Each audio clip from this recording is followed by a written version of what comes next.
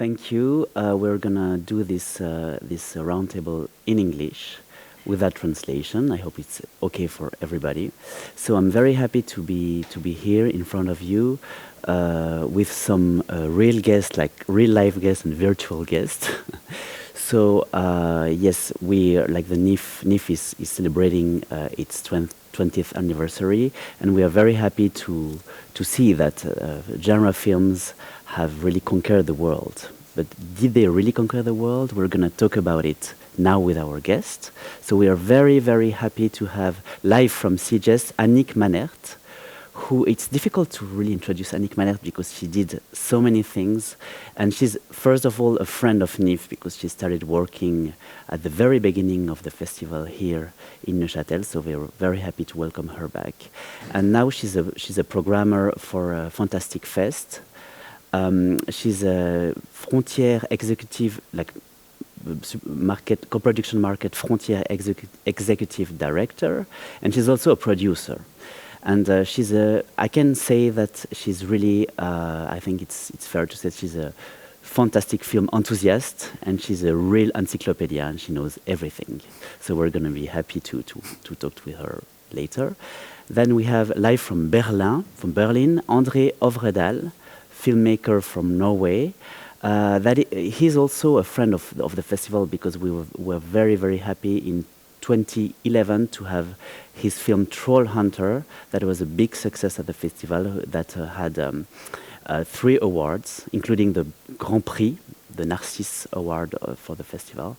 And he worked on both sides of the Atlantic, both in Europe and in the US, where he directed the autopsy of Jane Doe. He worked also on Scary Stories to Tell in the Dark, produced by Guillermo del Toro. So it's really very interesting. His career is very, very insightful regarding genre. Hello, André. There's a little delay, so. Hello. Nice to be here. And live here in the studio, in the NIFFF living room, we're like in our living room, Grégory Chambet, who is one of the co-founder of WTFilms, or What the Films. Exactly. That have been founded, I think, almost 10 years ago. Yes. Who has a vast catalog of films. It's a sales, but a lot of genre films, and we had the luck to have a lot of films from WTFilms at the festival, including 2 films this year, Méandre and Teddy. So I'm very happy to have everybody here, and I'm going to start first with an open, very wide question in your field, in your respective fields.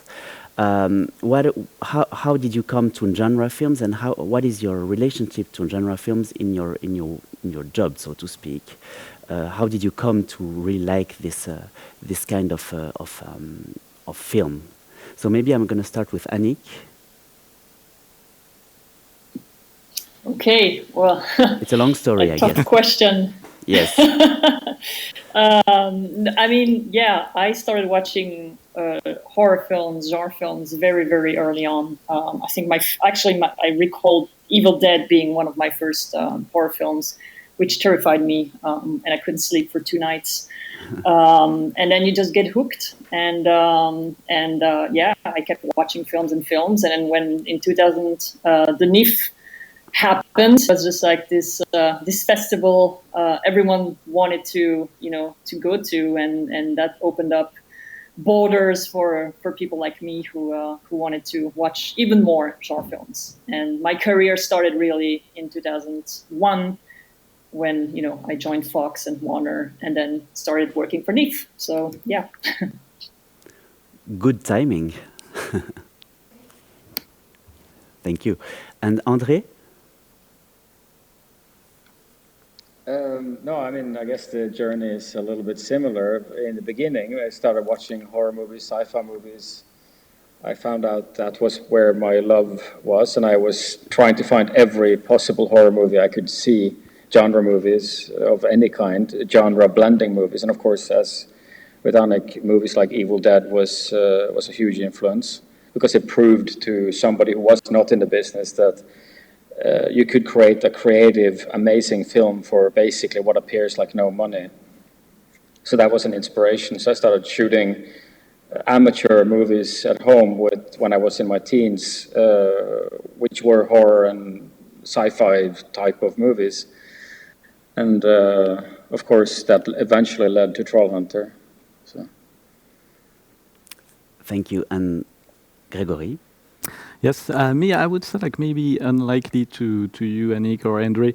I started watching a horror movie quite late. I mean, obviously, as we all are in this industry, I was like a big movie geek growing up, but watching a little bit of everything, mostly American movies, and mostly like maybe like crime, action, stuff like that. But I remember like vividly being like very fascinated by the VHS like horror covers, like which I didn't see those movies. I was way too young at the time, like growing up in the 80s, but I remember going to video clubs and watching all the covers and being like having nightmares just thinking of those covers. So that's, I think, how I became like really influenced by horror and fantastic film very young. And then I really started to go deep and watch a lot of those when I was a little bit older, like more like 16, 17, 18.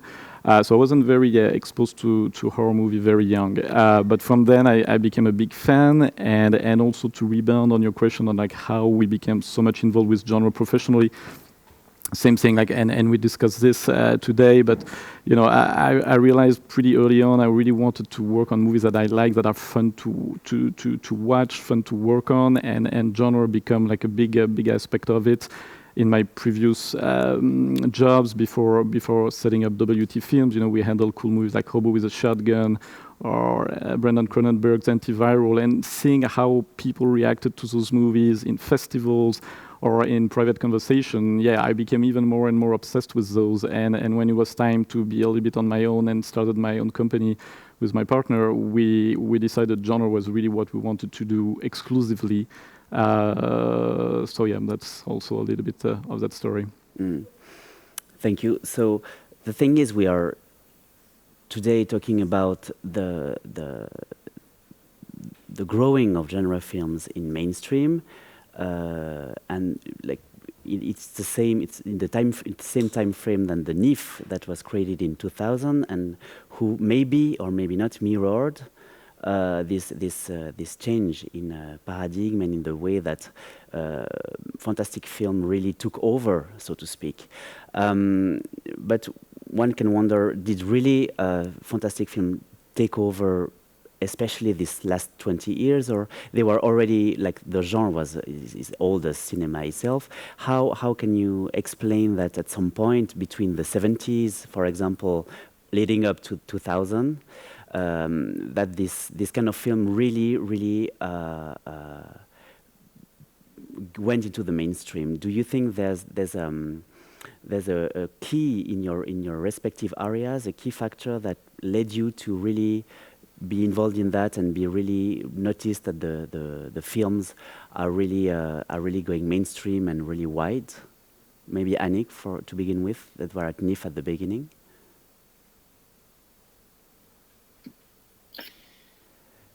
Yeah, it is a good question, and it's not an easy answer. I think that, I mean, I'm the 70s child. I was born in 75, so I grew up with all these video clubs around, and we were just going to see all these horror movies on VHS. But then something, I think, happened where a few directors started doing films that were produced by bigger studios. I mean, of course, because we're talking about Evil Dead. If you take Army of Darkness, that was was it Universal? I think it was Universal. And then George Romero got his shot as well with Land of the Dead, which was also a studio production. And maybe the fact that the market started to open a little bit more, the film started to circulate more because vendors and distributors started traveling and looking at what was on the market.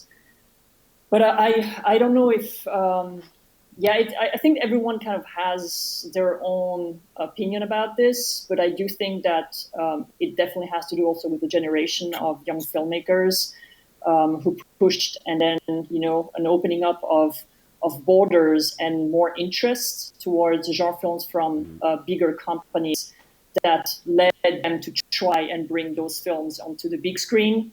And then you had an explosion with these films suddenly selected at bigger festivals.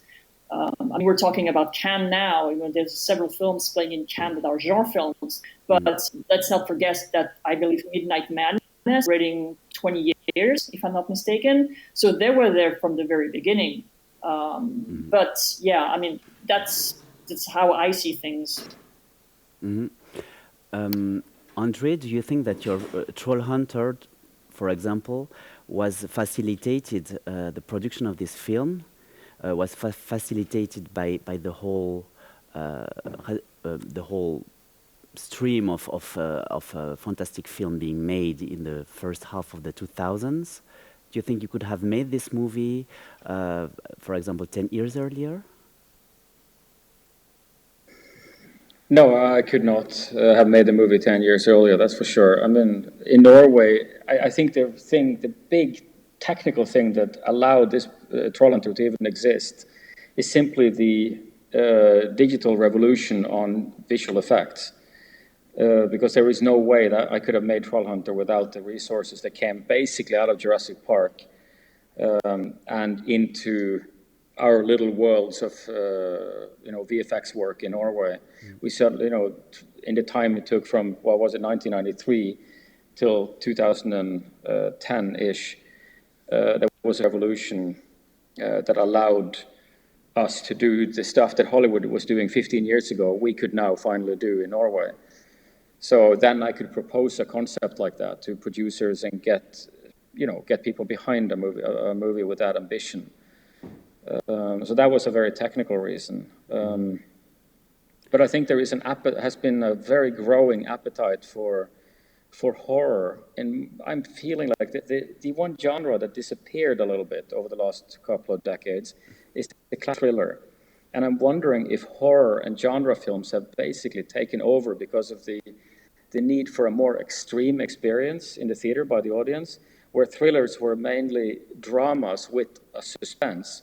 Horror is really visceral. It really hits you, physically, ideally. And that is an extreme emotion that you, as an audience member, you're seeking out. So it becomes like the horror movies are often, obviously, in the lower section of the budget areas compared to a Marvel movie or big blockbusters.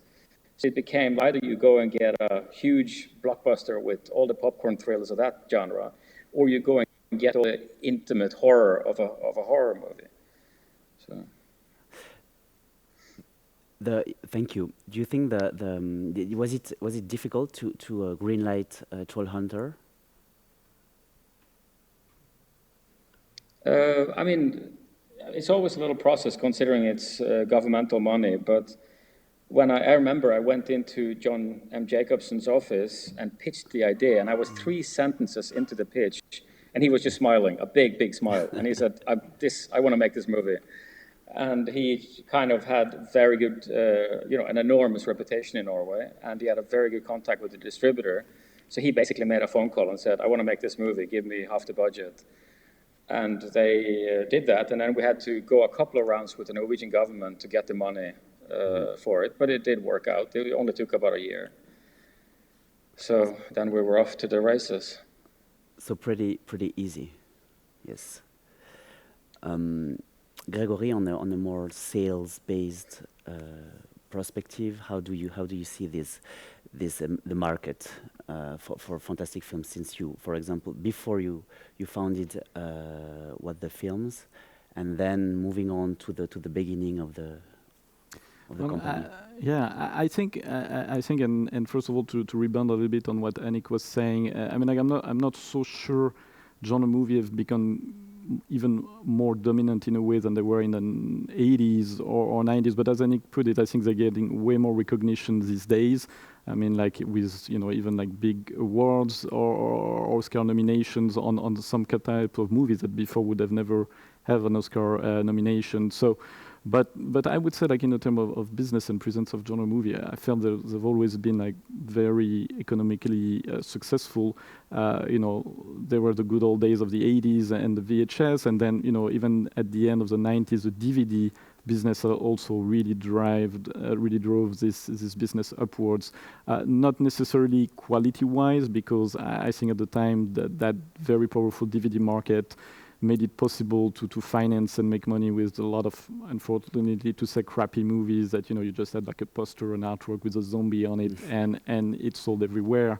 So I would say the good thing, and you're telling me about like what happened in the last 10, 15 years, it's I think really quality now is driving the production of genre movies, and I think that's what is very beneficial for all of us, because in a way it was tough at one moment because that DVD market crashed down and economically it was very difficult for a couple of years on those movies, but then it really pushed, I think, filmmakers and producers and a lot of people to do good work that needed to exist to be there, and that's really, I think, one of the really positive evolution of the past 10 years, like where it's sometimes more difficult to get movies made, even with all the progress, and André, you were right also, I think, about that. There's a lot more means today if you want to make like a first genre movie with better effect than you could have had in the past, and that's also very positive. So yeah, there's a lot of positives that I think make better genre movie in the past 10 years. I think that's one of the main evolution. Mm-hmm. And there's also a lot of crossovers in genre films now. It like a lot of references and quotes from like the quotes, the codes of the genre films are really used now in different kind of films. Also, it's like kind of became like a recognition of the jump scares and the atmosphere that can exist in genre films. And do you think that the use of the unification of genre films codes can weaken the real core of genre films, or is it a good thing, or is it maybe there's a danger of diluting a little bit the genre in itself? We talked a lot about elevated horror recently, the last years, and there's a lot of films that are like doing having a genre atmosphere, but not really being genre films. Do you think it's a good thing, or do you think the community of fans, for example, are really not very happy with their thing going mainstream and going really in film series and everything? Maybe Annick?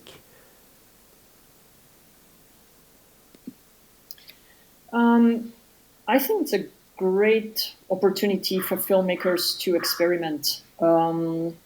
It's the right time because, well, first of all, because as I said, like the borders have opened up, so it's possible for filmmakers from smaller countries or unknown countries, in terms of filmmaking, to step out of the woods. But I think it's also a great opportunity when a filmmaker says, well, I have the story, it's a drama, but I'm thinking about infusing it with a little bit of fantastic elements. It's not necessarily like a pure 100% kind of like horror film, but you are crossing over. And I think it's great because by doing this, you might actually be opening up to an audience that you hadn't before, that discovers, genre films in a smoother way than we did, maybe in the 70s or 80s, watching all this VHS.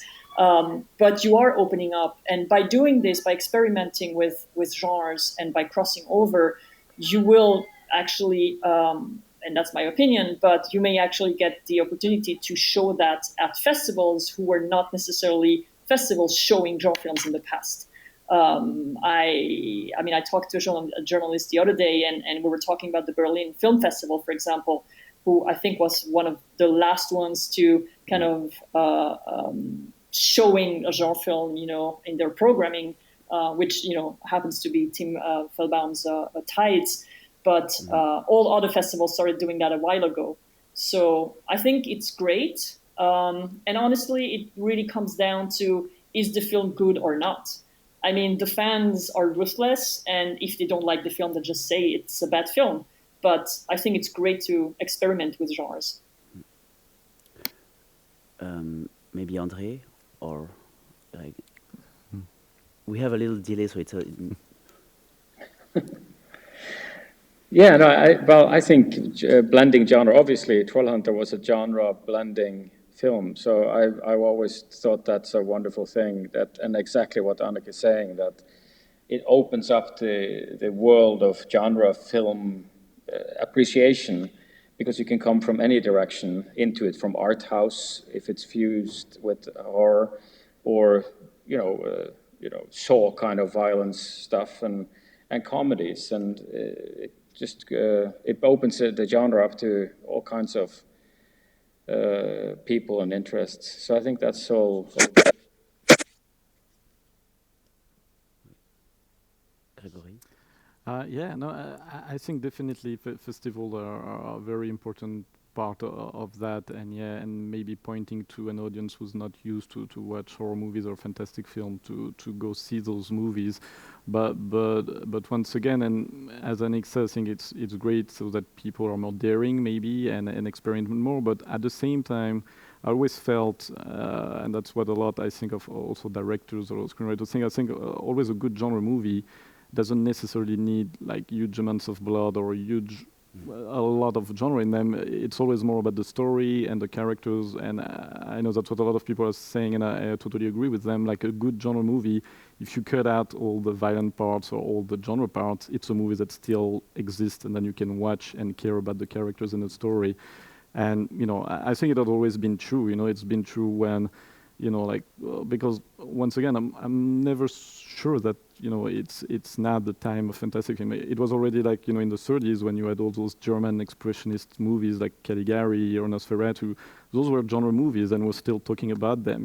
When Hitchcock was doing Psycho, it's one of the biggest horror movie of all time. So, I think it's always about quality of storytelling and things that you care, not so much about like trying to play with special effects or with gore or whatever. So I think it's always the same thing. Like good horror movies will always be seen by a big audience. Mm.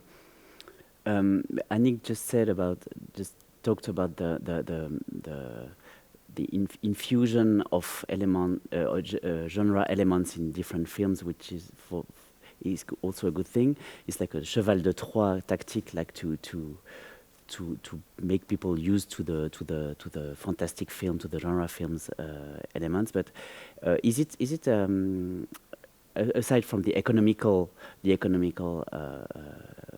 of course aspect of the thing, is it really important to have like genre films go mainstream? Is it something that is very needed, because there's also this transgression part in the genre? Do you think it's getting lost in translation here, or is it something that is still coming back or still existing?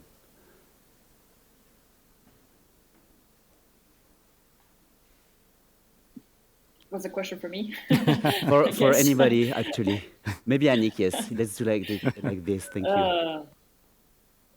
Okay, so to recap the question, your question was about if the fact that it's going mainstream, is it getting lost in translation? Like, are we losing something? Yes, maybe the transgressive side of, for example, horror or genre films, because it's always like a thrill to have something that is not really forbidden, but is kind of hidden, or that can speak more freely, like messages and things like that.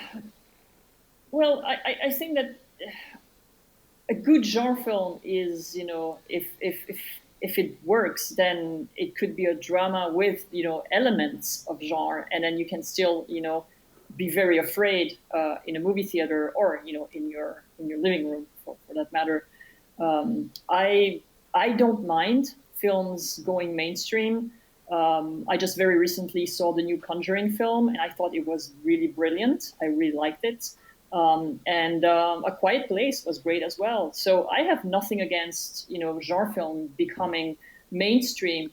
I just think that what we need to be careful about, and that's probably our job as, festival programmers and sales agents and curators, is to make sure that the smaller films, the ones that also are very true to the nature of genre, don't get left on the sidelines. It's our job then to make sure that these smaller films still get kind of seat, in the front row, and are pushed forward because of the quality they have, even though they didn't have 10 million, 15 million budget.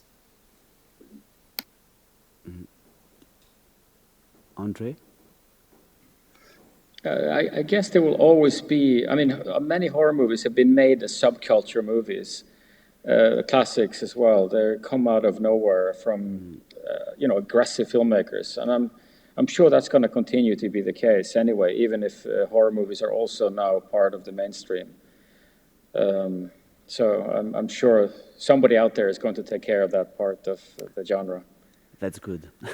Sure. And Grégory, do you think, would you buy and sell a film like this, really very, very genre, very, very extreme, for example? We did, we did in the past, and I think, we all agree, I think, in this discussion, there's room for all genres. I mean, when you're talking about like mainstream genre, like studio movies like Conjuring, or hardcore, like first movies from daring directors, and that's where maybe, you can say there's like a dominance of fantastic films today, because I think there's room for all of them. People want to see big mainstreamy horror movie, maybe as a couple on a Saturday night in cinemas or on Netflix in the living room.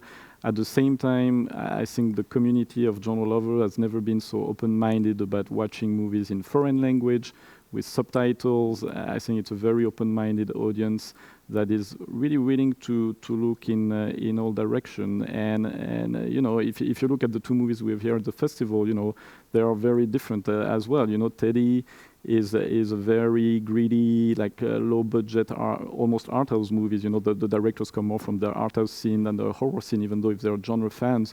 And Meander is made more like a Hollywood movie, like with a very high concept and very glossy, like cinematography, etc. And Teddy, for some people, looks like a Bruno Dumont movie. So, I think even as a company, we have all those states. If we get like a genre movie that we feel is very fresh, very innovative, we love it and we want to help it. And at the same time, sometimes we also want something that is very polished, that is classic in a way, but people also want to see those as well. So there's room for everybody, and I think that's where also genre movies are very powerful. Mm. You just talked about the elephant in the room that we didn't address so far, the streaming platforms like Netflix, and obviously they really changed the way of watching films to begin with, and then horror films, genre films, and everything. And I know that there's a lot of like a few genre specialist platforms.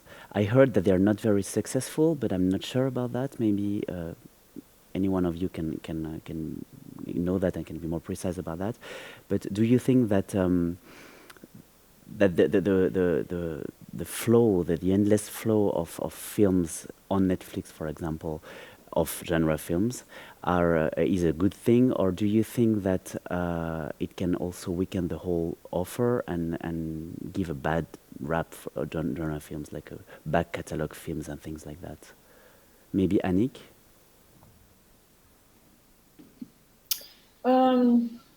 So, I guess the one platform, for example, you were talking about in terms of specialized in genre is Shudder in the US, yes. Which also actually US, Canada, Australia, New Zealand, Germany, Ireland, the UK now. I think they're doing pretty fine. They're owned by AMC Networks, Walking Dead. So, they are building up a catalog that is really pretty awesome. And they are acquiring all the titles. They have really good curators who understand genre, who go out and look for films.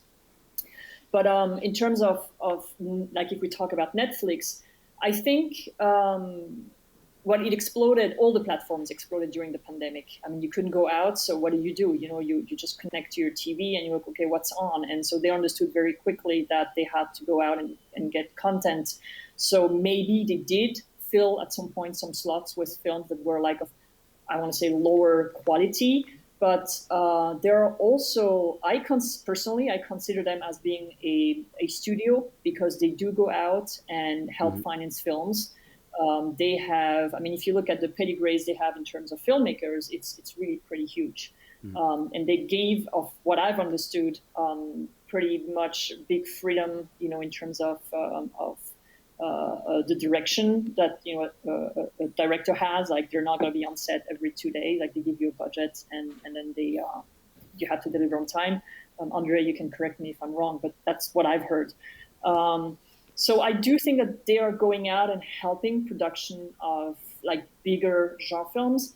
And just, I mean, yesterday they have this TV show, these 3 films that are hitting Netflix now, Fear Street, which I really enjoyed it. So they're giving means, to go out and do quality products, if you can call them like that. And I think they're certainly competing with other studios. So I don't see them as an enemy. They're filling a demand that's out there. People who want to see horror films will go out, and they've seen Fear Street, for example, and then you have all these recommendations. So what do I watch next? Oh, this one or this one. So I don't think it's a bad thing. I mean, you pay a certain amount of money for every month that you're on Netflix, and so it doesn't matter how many films you watch in the end. So they're just filling up, their catalog with films that are good and lesser quality. They are building the VHS generation of the 2020s, maybe the next generation. And what do you think about that, André? I was very happy to see that Trollhunter is available on Netflix. I just rewatched it. Oh yeah. Thanks to Netflix. Oh. And what do you think about that? What is your experience with that? I mean, I was supposed to direct a pilot last fall for Netflix, and it didn't happen. Just while we were in pre-production, it got canceled. But it was a lot of fun. I mean, they behaved like a studio. I mean, it was nothing different, and they're fully financing it, and they're really a friend of filmmakers, I think. To have that extra, I mean, to have all the money and want for good projects, I think they're a great resource into getting movies made. And they're also, to me, they're filling up a space that the studios aren't maybe doing anymore, which is the mid-budget movies, which is also a lot of can be great character movies. And you have what they're focusing on is as much intimate dramas as art house movies, as huge budget $100 million action blockbusters. So I don't know. I think I see it only as a good, or as a positive. I don't see the evolution of the movie-going experience as a threat to genre movie. I see we all see now that I think that it boils down to 3 main things. The movie-going experience today is like theatrical, and even though everybody was afraid that with the arrival of streaming or even the pandemic or whatever, people don't want to go to movie theaters again, we all know it's wrong. I mean, like, people were saying that already when TV came, like in the 50s, and theaters, okay, maybe there's less theaters at one moment, but people want that communal experience. And if you think of it, what better communal experience than horror movies and genre films? So I think that's good. And then the streaming experience, obviously, people these days stream a lot.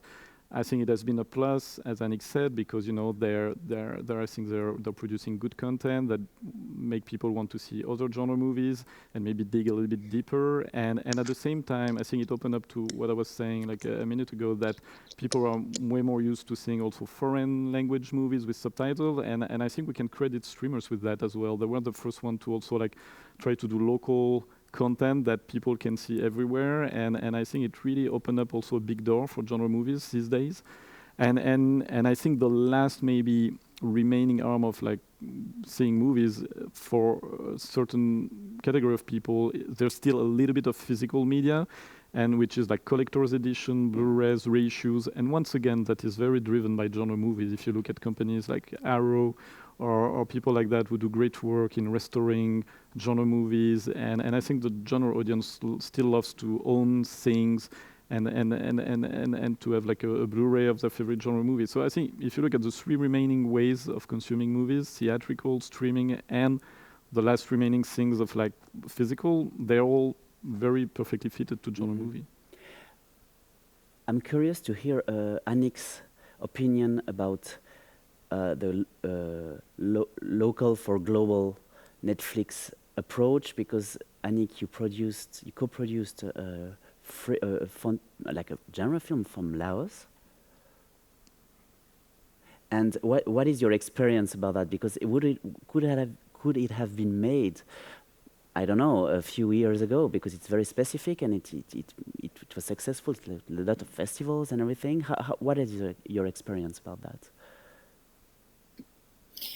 Well, the experience. So the movie you're talking about really is The Long Walk, directed by Maddie Doe. Yes. Before that, I had produced her previous one called Dearest Sister. I think in our case, what made the difference on both films, actually really on the first one, is that Maddie is she's born in the U.S., but from Lao parents who fled during the war. So she has the culture of Laos. She's Lao culture, but also the American culture. So when she moved to Laos, even though it is still a country, it's a third world country. They don't have any film funds, but she has a mentality of a Westerner. So when we met, it was kind of easier to work with because she understood, the pressure you are under when you're producing a film. But I think maybe it's a mix of both culture that made Your Sister and The Long Walk successful, but also the fact that suddenly external producers came and understood the market, how that market worked, and we had the connections, to make it happen. But most of the money came from film funds or grants and sponsorships. To produce in Laos, it's not possible, and so we were fortunate enough to be selected at Tornati degli Autori at the Venice Film Festival in 2019. But even though we did, I think, about 30 festivals, including really the big ones, after Venice, we went to Toronto, we went to Warsaw, we went to Tokyo, Busan, and all these big ones. We were not able to sell the film. It was kind of a little bit also, I have to say, the fault of our sales agents, who unfortunately wasn't very pushy with sales. But it's no. But it's the film. We talked to people at Netflix, and they're very interested in working with Maddie, and Maddie has had meetings with studios in the US. It was just that film that she made was still maybe a little bit too slow for Western audiences, and so. I understood why Netflix would not acquire the film immediately, because it was maybe too art house for Netflix, who was looking for a film that had a bit more pacing, which is absolutely fine. Okay, thank you very much for this clarification and explanation. We are really almost running out of time. We can take some questions from the audience here and the audience online, if I'm correct. So somebody's gonna be able to give us the questions. We are so modern here. So anybody here in the room?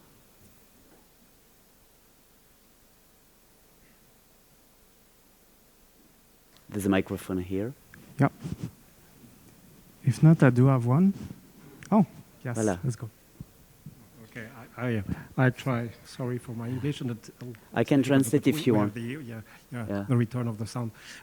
I have just a little question about the base of your discussion. I'm not absolutely sure that Fantastic is really so mainstream. If you look at the pictures shown on cinemas on a everyday basis, not during the NIFFF, of course.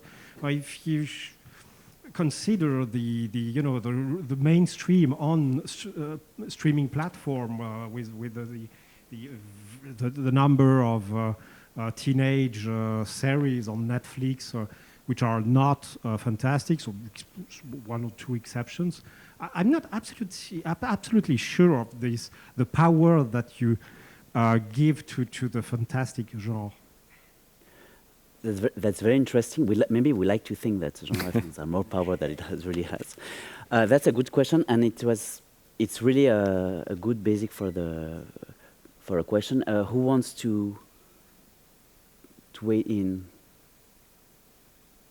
I can start a little bit. I see what you're saying. I mean, like, obviously, you know, there are still some kind of barriers that sometimes, you know, like movie theaters won't play horror movies because they think it brings bad crowds in the theaters. There's still a lot of old school things like that happening, and there will always be some kind of this like glass ceiling on a certain type, and I'm talking like like real genre movie and maybe not those mainstream studio horror movies. And but I would say, like, you know, with everything that we've been saying, there is indeed an evolution. You know, I think.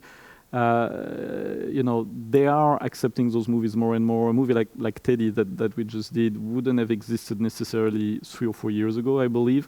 But as you say, maybe sometimes it's a slower progress than that. And I do think also that at a certain level, or in some countries, there are always glass ceilings everywhere. Like if you look at France, from where I'm from, you know, we have this big generation of very talented French filmmakers who do genre, but in their own countries are not really particularly accepted or liked. You know, that's why a lot of them are either leaving to go make movies in Hollywood, or they totally change gears and at one moment stop doing genre movies, and it was their calling card. They did a couple of this. So yeah, I understand what you're saying, and yeah, you can't deny that there is sometimes like still, you know, people blocking. I don't know why, but like. Being scared about a little bit about our movies, but I sincerely think this is changing, and changing a lot, because I think of some of the things we discussed today, that, you know, like more like recognition from festivals and awards, and still some streaming platforms. And yeah, obviously, if you look at the homepage from Netflix, as you said, there's a lot of like teen-oriented content or romantic comedies or whatever, but there's also like a push on the genre side as well. So it's maybe slower than what we feel it is, and maybe it's because we're a little bit too much also in our business view of things. But I think it's happening, but maybe slower than maybe that we think. André or Annick? I mean, I guess, you know, big budget fantastic films are at the top of the box office records list, from Avatar and, you know, even Endgame, or all these huge movies, Star Wars. They're all the most popular movies in film history. And they are fantastic films as well. They're just in the extreme budget area. And you have mid-budget movies like Conjuring, and that are also huge, enormous hits with people. So there is definitely a broad appeal for this genre. But it's the expanded look on the genre that includes all these films, and even low budget films like Paranormal Activity, Blair Witch Project, they were enormous hits with the audiences. So there is I don't know. I feel like there is and also the genre. I mean, I think that the genre audience are very passionate. I think that's the most passionate film-going community in the world. They really support the genre, and they take pride in being part of it and loving the genre and the movies in the genre in a way that maybe other genres don't have. So I think that's a reason we feel like it's a huge thing. There's so much out there and promoting the genre themselves. Annick?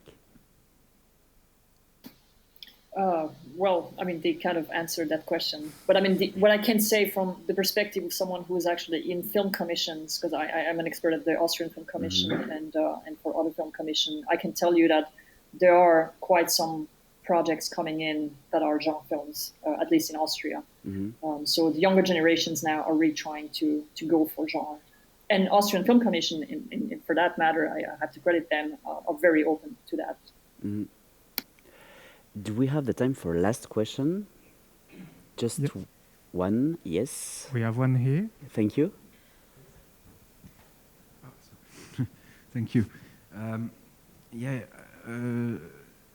I could see the Netflix as a big place under the sun, and I could find another platform which is really showing the giant film in the same the same streaming platform, but dedicated for the giant film, and I can name it. Maybe it's that might interest some other people in the audience or even you. It's Outbuster. I don't know if you know it. I don't know it. It's absolutely great. And there is only giant film, and it's streaming. It's a ridiculous amount of money costing monthly. And when I seen this opportunity, I thought that's great. It's expanding. It's not only Netflix on the as a main actor, but there is also some other platforms. So the question was, do you know some other that could be also interesting to share to this kind of opportunities to watch a genre movie on the streaming? Does anyone has like some recommendations? Well, it's true that, you know, and Annick already mentioned Shudder, which is probably today the biggest and most successful horror-oriented streaming platform. But it's true that they're only located in a few territories. But everywhere we do see popping up a little bit everywhere. But it's more like, you know, in each country, somebody is trying all the time to create those kind of genre platforms. There's one that's been set up in France also recently called Shadows. So, you know, everywhere we see this happening, definitely. And as a consumer of genre movie, you're going to have way more choice, I think, in the future, as people will dedicate a streaming platform to genre.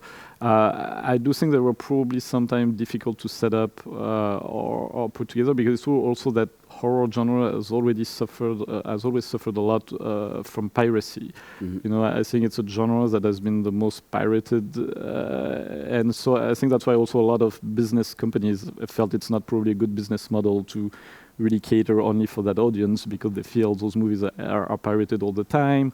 Or as I was saying also, because, and as André was saying, the genre audience is so great that usually they buy movies they love, they still buy them on Blu-rays or DVDs. So probably that's why, yeah, it felt less need to develop like platforms that are really catered at that genre. But they are starting.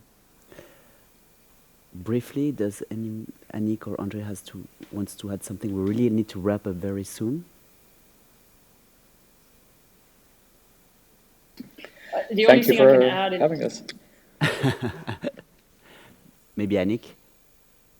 Yeah, no, the only thing I wanted to say was it's not easy to set up these platforms either, in a sense that depending on the country which you are in, it will depend on the rights. So if you buy the rights for your country, then you can set it up on your platform. But like, of course, if a bigger platform like Netflix or Shudder or anyone else, Mubi or so, comes in and makes a worldwide deal, then it's complicated. They do exclusive deals. So so those other platforms won't be able to acquire those films. So it's always, you know, related to also which rights are still open or not. And the final words for André. No, I mean, I didn't really have anything to add to that. I think that's all true. So, yeah. So, thanks a lot, everybody, for attending from here and from afar. We are going to wrap up now. And Annick and André, I hope to see you in the flesh very soon. Thank you, Greg, and thank you, everybody, online and in the room tonight. See you very soon. Thank you. Thank you.